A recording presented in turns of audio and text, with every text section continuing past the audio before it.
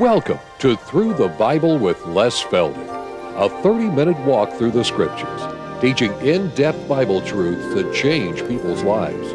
Now, here's your host, Les Feldick. Okay, it's good to see everybody once again. And those of you joining us on television, we're in for another afternoon of 4 programs, and so we always like to remind especially newer viewers that you're going to see the same faces in the same place for 4 weeks in a row if you're on the weekly program. And if you're on a daily, of course, you'll see them every day. But whatever, we're just so glad that all of you have come in. We've got folks here from Minnesota today, and we've got several other new couples that haven't been with us before. But we just thank every one of you for coming in for these taping afternoons. And then again, for those of you out on television, how we thank you for your support, your prayers, your letters, everything. And especially your testimonies of how the Lord has opened your heart to not only the gospel, but to all the things that the Word just declares for us as believers. Now again, we're just going to go right in where we left off in our last program, even though for us in the studio it was a few weeks ago. We're going to jump right in at Hebrews chapter 6, and we're ready to move on into verse 11. And just for a little bit of review, for picking up the flow, we have been coming through those verses that dealt with a portion of Scripture that has confused a lot of people. It is not a matter of being saved and lost, but for those who have deliberately scorned and turned their back, they have no more opportunity for forgiveness, which of course was applied primarily, because remember, this book is written to Hebrews, to Jewish people, who were not willing to let go of all the ramifications of the law. They had come far enough to recognize that Jesus of Nazareth was the Christ, but to step on into the doctrines of grace as we understand them, they were having a problem. And then for some, of course, they just deliberately turned their back on everything and went back into Judaism, and that's why the term was used, there is no further repentance and sacrifices and so forth. Then we came on and we saw that in verse 10, where we left off, that God is not unrighteous. He's never unfair, and He will never forget the work of the believer in love. Now, before I go any further, I guess I might as well point it out right now, and you can do this in your own Bible. You remember when we were back in 1 Corinthians chapter 3, the very last words of that chapter are, now abideth faith, hope, and love. You all know that verse. These three. And the most, of course, is love. And then I made the point when we were teaching that if you'll watch all through Paul's epistles, you constantly see those three words popping up. Sometimes one at a time, maybe here and there, sometimes all three together. But here's another good example. Just look for them. And if you can't see it, underline them. Up here in verse 10 we have, He will never forget your work and labor of what? Love. And then you come down to verse 11, and to show diligence to the full assurance of what? Hope. And then you come all the way down to verse 12, that you be not slothful, but followers of them who through faith. There they are. And they just jump off the page if you're looking for them. Faith, hope, and love. See? And so these are little tidbits of Scripture that just show us how intricately, and this is all I try to constantly emphasize as I teach, how intricately the whole book is put together. It's not just a bunch of stuff thrown in by various authors, as some people like to say, but it is divinely inspired. It has been divinely programmed so that everything fits. All right, so now let's just jump in on our study in this half hour in verse 11, where Paul writes to these Jewish people that we desire that every one of you do show the same diligence to the full assurance of hope unto the end. Now, of course, who's he talking about? Well, he's talking about the beloved up in verse 9. He's not talking about those who had turned their back and went back into Judaism and became apostate, but he is talking now to the believing element, see? But beloved, we're persuaded of better things of you. All right, so it's to those the believers that he says they have the full assurance of hope for how long? unto the end. Now we know eternity has no end, so in this case he must be talking about what? Their sojourn on earth. And that God will never. Now, a verse always comes to mind, and a thought like that. Just back up a few pages to Philippians. Because even though Hebrews is written to Hebrews, never lose sight of the fact that the whole concept is the same as what Paul has written to us as Gentiles. And in Philippians, chapter 1, verse 6, same concept. Philippians chapter 1, verse 6, where he writes to us as Gentiles, being confident of this very thing, that he who hath begun a good work in you, in other words, he has brought us to the place of embracing our salvation. We know that we're saved. All right, and he that hath begun a good work in you will, now that's a promise, he will perform it until the day of Jesus Christ. He will never let us go. He will never forget about us or let go of us. All right, so the same concept here, coming back to Hebrews 6, is even with these Jewish believers who had stepped right on into this same concept of Paul's gospel now, that they were full of the assurance of hope.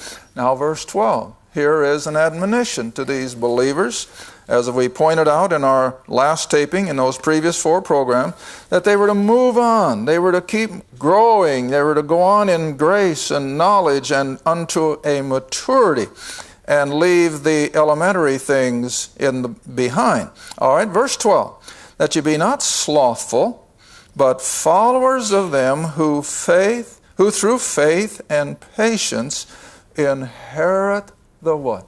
The promises. Oh, the promises of God. Now, most of us are aware of the Old Testament promises given to Israel, which, of course, were all earthly promises, and they're still waiting for the good portion of it. But, you know, even for us in this church age, or this age of grace, we too have a multitude of promises. And Paul's letters are full of them. He will never leave us nor forsake us. And that we have the assurance that we are His. Romans 8, that we're what? We're joint heirs with Christ. Well, those are promises that we can hang on to and know that they are ours. Now, when it comes to promises, as I've already said, the first place we normally go and think is the Old Testament. And so does Paul. Verse 13, for when God made promise to Abraham. That's why we call that period of time in between Abraham and the giving of the law a time of promises. Because over and over, God promised the patriarchs. Number 1, to Abraham, that out of him would come a nation of people. That was a promise. Next chapter, that he would give them a geographical area of land. That was a promise. And then later on, as he comes to King David, he gives David the promise that out of him would come the royal family, which would bring forth the Messiah. Promises. And then all the promises concerning the coming kingdom, that age of peace and prosperity of which the nation of Israel has always longed. Promises. And so it's just to show us that when God makes promises, even though His wheels grind slowly, they grind surely. Okay, so read on in verse 13. So when God made promise to Abraham, because he could swear by no greater, he swore by himself. Now you see, only God could do that. And so God can swear on the veracity of His own person that these things will come to pass. You know, I always tell people, don't ever give up on God just because things don't move as fast as we think they should. My land, how long did Abraham have to wait before he even got the first fulfillment of the promise of a son, Isaac? Almost 50 years, as far as we can determine. You can't put that in concrete because we don't know exactly how old he was when God spoke to him down in Ur.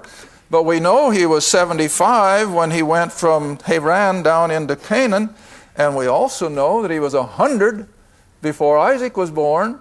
So it was somewhere between 25 and 50 years that Abraham patiently waited for the what? The promise of a son. Now, of course, we know in the meantime, he took things into his own hands for a short spat of weakened faith, but nevertheless, he came back and he waited until finally his wife Sarai brought forth Isaac. All right, so now then, with that as a backdrop, that God will never go back on his promises, this is what he told him. Verse 14, and God said, surely blessing I will bless thee, multiplying I will multiply thee. Now always stop and think, what are we talking about? We're talking about one man who is already 75 years old. His legitimate wife is already 65, already past the normal age of expecting children, and then God makes them wait another 45, 50 years. And by that time you think they would have totally given up. But you know, isn't that the way it works? You know, I always tell people when they say, well, why do we have to go through pressures and so forth before God ended? You know, I always use the comparison. I don't know how many of you like to eat the blue Concord grapes like I do. But the first thing I do when I put a blue Concord grape in my mouth is I squeeze out the pulp. You know what I'm talking about? And how that pulp in your mouth just pops out of the skin. I hope you know what I'm talking about. Yeah, all right, that's what I want. I want some heads nodding. All right, you know how I feel when God deals with me a lot of times? I feel like the pulp in that grape skin. He just squeezes me into the corner, tighter and tighter, and I finally get to the place, God, aren't you ever going to hear me? And then, there's the answer, see? And so this is what he did even with Abraham. He just squeezed him, and I suppose Abraham was almost destitute of thinking he could no way have a son by this 90-year-old wife. And what happened? The miracle of God, she had Isaac, see? And so this is what we have to constantly remember, that God will never go back on his promises. And that's what, of course, makes our Christian experience so exciting. All right, verse 15. So after he had, what? Patiently endured. And he obtained, what? The promise. There it came. 100 years old, his wife 90, and here came the promise. Up until that time, he must have agonized, how will a nation of people possibly come from me when there's no chance that my wife can have a child? But you see, Abraham, and a lot of times, just like we underestimate the power of God. But it came, and he got the promise. All right, verse 16. We're going to move through these a little more quickly. And so, for men verily swear by the greater. In other words, the more authority you can get backing you up, the better we like it, huh? I imagine if you deal with corporations, I've found that you don't like to make the underlings angry and then like that. But I've found one thing. If you want to get something done, you go as far up the ladder as you possibly can. Even if you have to bypass a few people that won't like it. You go to the top if you want to get something done. And so this is the same way here. Why go to anything less than the God of creation? Because he is the greatest that can give a word of promise. All right, now then the two things that are mentioned here, of course, are the two immutable witnesses, which would be his word and his oath. He not only spoke it, but he promised it. He put an oath on it. All right, so an oath for confirmation is to them an end of all strife. Now the casual reader probably goes right over that. What does that really mean? Well, until you get somebody to sign on the dotted line, what is there still room for? Negotiation. But once you get them to sign on the dotted line, there's no more argument. That's what you signed. That's what you agreed. Well, that's what God has done, see? God has sworn it with an oath that these things are going to come to pass. And there's no room for argument. Oh, they can scoff all they want. The unbelieving world can ridicule it. But that doesn't take away the fact that the sovereign Creator God is in total control. It's going to happen according to His timetable, and you can rest on it. See? All right, verse 17. Wherein God, willing more abundantly to show unto the heirs of promise the immutability of His counsel, and He confirmed it with an oath, that by two immutable things, that's what I just made mention of, that by two immutable or unchangeable things in which it was impossible for God to lie. God cannot lie. And we might have a strong consolation. In other words, we can rest on these promises. I think for us today, the world is in a turmoil like I don't think it has ever been before.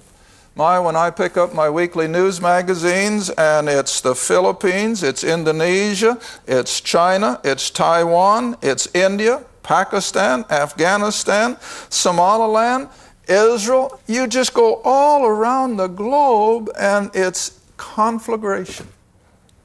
Never have I seen it, at least in my lifetime, so completely global. Now we know everything else is global, so are the problems, see? Now, the secular world out there doesn't have an answer for it. All they do is worry and lose sleep and wonder whether there's going to be another Enron tomorrow. They don't know. Well, we could care less because, you see, we haven't got all our money tied up in earthly stocks. We've got ours put up in heaven. And it's from there that we look for all of our final returns, see? But here we have it, that since God cannot lie, He has given us all these promises that, yes, all the turmoil of the world has to happen. It doesn't surprise me. I hope it doesn't surprise you. Because out of all this, you see, the world is just getting set.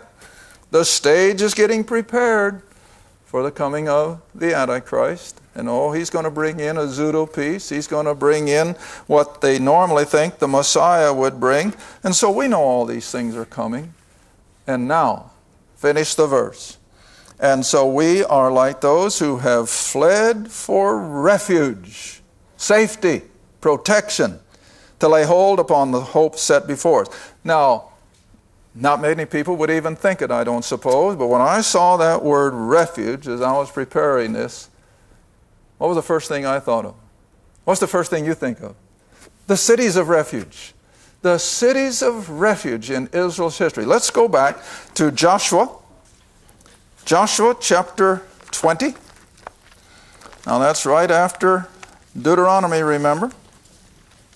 And Joshua has now taken up the reins of leadership, and Israel is moving into the promised land, and all the laws of civility are being laid upon the nation, how to get along with their neighbors, and as well as all the spiritual ramifications of the law. But in the midst of all of their civil law was a unique one. And that was that Israel was to establish 3 cities of refuge on both sides of the Jordan Valley. 3 between the Jordan and the Mediterranean, and 3 others between Jordan and the land to the east and up around the east side of Galilee. Now these 3 cities of refuge then were just exactly that.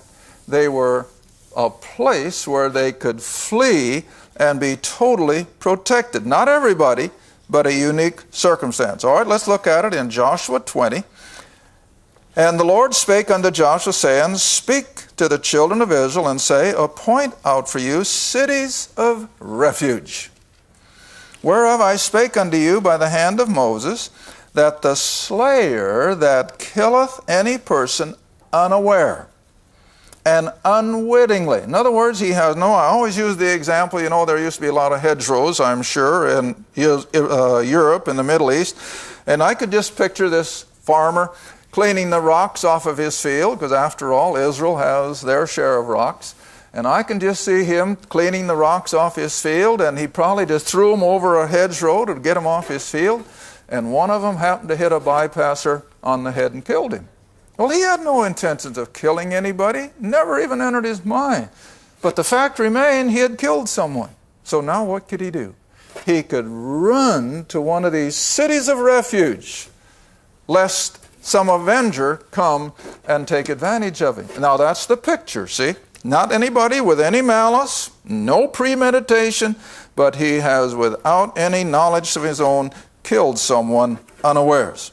All right, so that this person, verse 3, may flee to this place of refuge and be saved from the avenger of blood. All right, then it goes on to say that he can be there in total safety.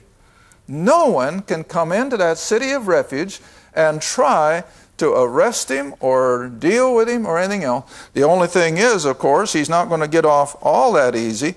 He has to stay in that city of refuge until the high priest of that present day dies.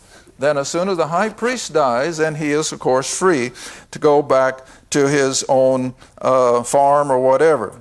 Then let's just drop all down to verse 6 so that you see where I'm coming from. Chapter 20, verse 6, and he shall dwell in that city, the city of refuge, until he stand before the congregation for judgment, and until the death of the high priest. That shall be in those days. Then shall the slayer return, come into his own city, unto his own house, and unto the city from whence he had fled. Refuge. Refuge in a time of distinct need. Well, that's the first thing I think of when I see the word, and I'll even come back with me to Hebrews again. So here we have that blessed hope that we too have been able to flee to the refuge that the Lord Jesus the Christ has made available. And we've entered into that refuge with our faith. All right, and then again, reading on in verse 18, so as we flee to that place of refuge, we lay hold upon the hope, there's that word again, faith, hope, and love, and now we can lay hold upon the hope that is set before us. Oh, what is it? The promises of God. The promise of, I just told a young man earlier this morning, oh, the promises. He has promised never to leave us nor forsake us, regardless of what may happen. He is always there, and he will never leave us. All right, let's move on again to the rest of the verse. And this hope then becomes a what? An anchor. An anchor. An anchor that is steadfast, immovable. And that anchor then is that which will permit us to enter into that which is behind or within the veil. Now, always stop and think as you read Hebrews, since Paul is dealing primarily with Jewish people, he uses all of his examples coming out of the Old Testament economy because they knew what he was talking about then. Now, when he spoke of going in within the veil, he was talking about that huge curtain across the temple, or earlier the tabernacle, that separated the front sanctuary from the Holy of Holies. You all know that. All right, now then he's telling us that we are now able to enter in within, behind that veil, into the very Holy of Holies, the presence of God, see? Now verse 20. I hope I can cover this in the remaining 4 minutes. All right, whither? In other words, there behind the veil that every Jew understood hung there in the temple, that whither the forerunner is for us entered. Now I want you to underline that word forerunner. Forerunner. Because in the next chapter, in the next verse now, we're going to come back and pick up Melchizedek, the high priest of all, who Jesus personified when he went in behind the veil. Now, the word forerunner is a unique Greek word again, and it doesn't just mean that he went in and accomplished the work of the high priest, but when he went in as a forerunner, he opened the way for everyone that follows him. Now, what do I mean by that? Do you remember in an earlier chapter in Hebrews, Paul called Christ the captain of our salvation. And I pointed out that again, that in the Greek, that word captain was really better translated a file leader. In other words, I think I've used the analogy. If you can think back when the cavalry were still working in the West, and I think we've all seen movies where the officer was up at the head of that line of horseback riding cavalry. What was that? That was a file of soldiers going to battle. And the leader was out in front. Well, now that's the way we can picture Christ. He is the captain of all of us who are following as believers. Now, as that captain of our salvation, he then has become the forerunner, or again the word implies someone who is at the head of the line. And he has led the way in behind the veil. Now, what verse do you think of? Come back. Hope I got time. Come back. Here in Hebrews, chapter 4, verse 16. And these aren't empty words. This is because the captain of our salvation has been the forerunner who has taken us through the veil right into the Holy of Holies, whereby now, verse 16 of chapter 4, y'all got it? Let us therefore come boldly into the throne of grace. See that? That we may obtain mercy and find grace to help in our time of need. Why? Because the forerunner has opened the way. He is the file leader whom we are following. And that takes us right into the throne room. Now, when the high priest of Israel, when he went in behind the veil, there was nothing like that. He had to come back out. And no one else would dare go into the Holy of Holies except the high priest once a year. It was a closed room. But for us, the file leader has opened it up. The forerunner has gone ahead. And now we have complete access to God. We don't have to go through anyone else. Wherever we are, however we are, we can pray and know that He hears us. Okay, good place to stop. Thank you for watching Through the Bible with Les Feldick. Through the Bible is a partner-supported ministry. If this program has been a help to your study of the Scriptures and you'd like to see others enjoy the teaching, your support would be greatly appreciated. Write to us at Les Feldick Ministries, Route 1, Box 760, Kinta, Oklahoma 74552, or call 1-800-369-7856. Remember, all programs are available in printed form, audio cassette, and videotape. Be sure to tune in next time to Through the Bible with Les Feldick.